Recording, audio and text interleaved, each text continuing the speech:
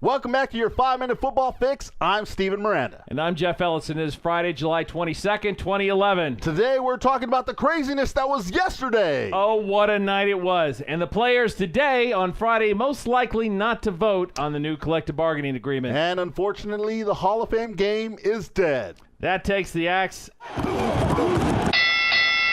But first, we've got coming up what? Whoa. What the hell's going on out here? Holy That's crud. right, Lombardi. What the hell's going on out here? I feel like... Oh, my gosh. I feel like Dorothy. Whoa. Dorothy.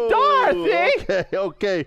Here's what it is. That was the topsy-turviness of what was last night, Jeffrey. I tell you, what happened last night in Atlanta, Georgia, and in New York City between the players and the owners was nothing short of bizarro world. On NFL Network, which is recorded out here in L.A., Rich Eisen was completely beside himself, and then they had with him a legal guy from Princeton University who teaches labor law. Yeah. And he said in all of his years, he's never seen anything like this. Well, it's been pretty crazy. Basically, about 7 p.m. Eastern time in Atlanta, the NFL owners voted 31-0. The Oakland Raiders, of course, abstaining. Well, of course, they didn't. The deal didn't happen fast enough, Steven. What's their 40 time? They'll never play the silver and black. So it's a collective bargaining agreement. They okayed the labor deal pending the players' approval. Well, soon after that, the players... they didn't like some things, and it was decided that they would not take a vote. They were going to look at it a little bit more. My favorite thing that wasn't like, Steven, in an interview with one of the guys from the New Orleans Saints on NFL Network last night, Rich Eisen trying to nail him down. What was it you didn't like? You know, there's a lot of things about what came across that just didn't seem right to us, and Rich is like, for example, well, you know, some of the things that Jason La Canfora has been reporting, is there any one in particular? Well, the entire process... I don't like any of it. Yeah. Basically, they didn't know what they were objecting to. They were objecting in the strongest possible fashion to what we don't know, and I don't think they knew, Steven. Well, I think my biggest thing was trying to find out why the Oakland Raiders abstained from voting when 31 other owners were okay on this. When asked, the Raiders' Amy Trask... General manager? Yes. We have profound philosophical differences on a number of issues, both of a football and economic nature. And, Steven, I respect that. I mean, you can have those philosophical differences, and that's what an abstention vote is for. But then the Raiders went on to say in a statement, we vote in the manner we believe best for football and with the courage of our convictions. Wait a minute. You didn't vote. If you had courage and convictions, you would have voted no if you really if you felt that strongly about it.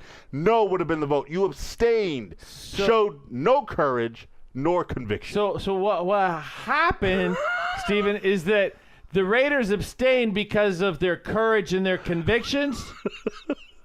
That's why they abstained, because of their overwhelming courage and convictions. Yes. They said we can't participate because of our overwhelming courage, I thought definitionally courage was to have bravery and a sense of power. I've got a good friend who's an Oakland Raider fan. He's like, I want to be like Jeff. Can the Raiders just move from Oakland so that I can pick a new team?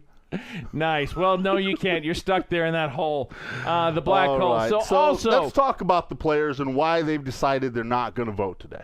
Well, exactly what it is that this document that I've been wanting to show you guys, it's like 400 pages long.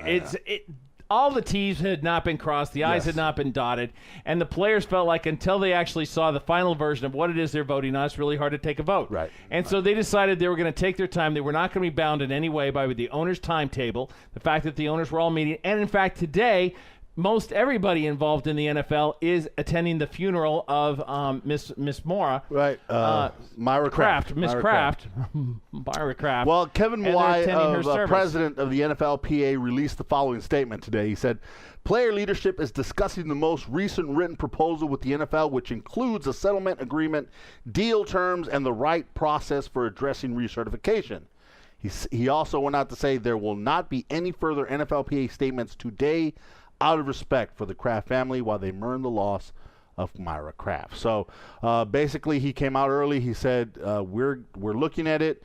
We're not going to talk about it today. We're going to respect the Krafts, which is a good thing. And I think that Hopefully we hear something from the players this weekend, Jeff. I suspect that we actually will. If the players really want to stick it to the owners, they won't recertify as a union until Thursday because the owners said that Wednesday we absolutely have to have a deal. But the final thing, the first casualty has been had in this labor dispute, and it is the Hall of Fame. What do they game. say this in military terms? A shot's been fired across the bow. Oh, they also call it collateral damage Yes. in war. And the first piece of collateral damage is the Hall of Fame game between the Chicago Bears and the St. Louis Rams will not be played. As you first heard reported here yesterday. That's right. Brian Urlacher was on the money. And Jeff Brian, Pash. I owe you an apology. There you go. That's all the time we have for the 5-Minute Football Fix for Friday, July 22nd. I'm Stephen Miranda. I'm Jeff Ellis. Have a great weekend. See ya. Last night when I walked in my bathroom, I stepped in a big pile of shaving cream. Be nice and clean. Shave every day and you'll always look keen.